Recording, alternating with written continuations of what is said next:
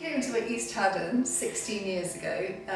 We had been living in London and we'd had both our boys in London, and we just decided that we wanted a bit more space.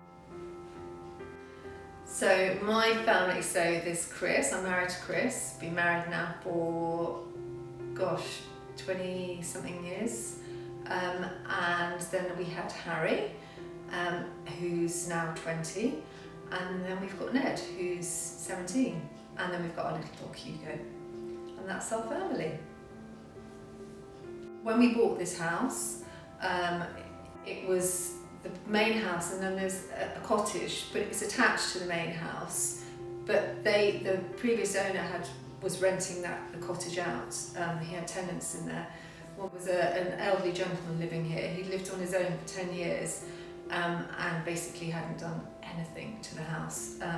Originally there was a door between the house and the cottage, but it had all been plastered over, and so it was very separate. We knocked it back through again, it opened it up, and lovely, so we were able to enjoy it as, one big house. So we had this other end of the house that wasn't being used very much, apart from when we had family to stay. So we just thought, I thought, someone else in the village was doing B&B and she was doing really well with it. Said, you should try it, it's really good, it's so easy to do, you've got the perfect place to do it. So we said, yeah, let's give it a go. So that's what happened, that's how we started doing B&B.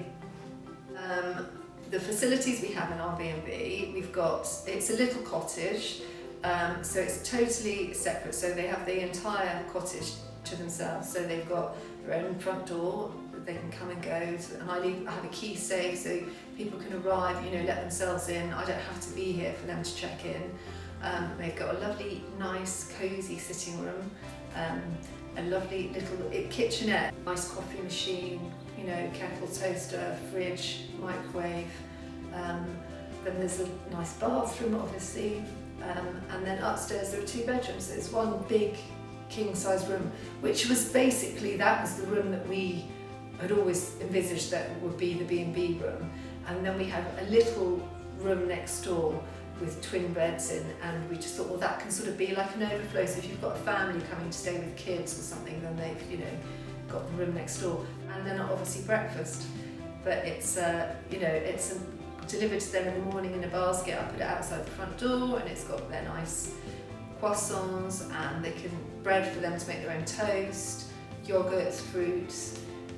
It's vegetarian breakfast, boiled eggs, and then I can cater for vegans. What I really like about the B&B is, for me, is meeting all these really interesting people.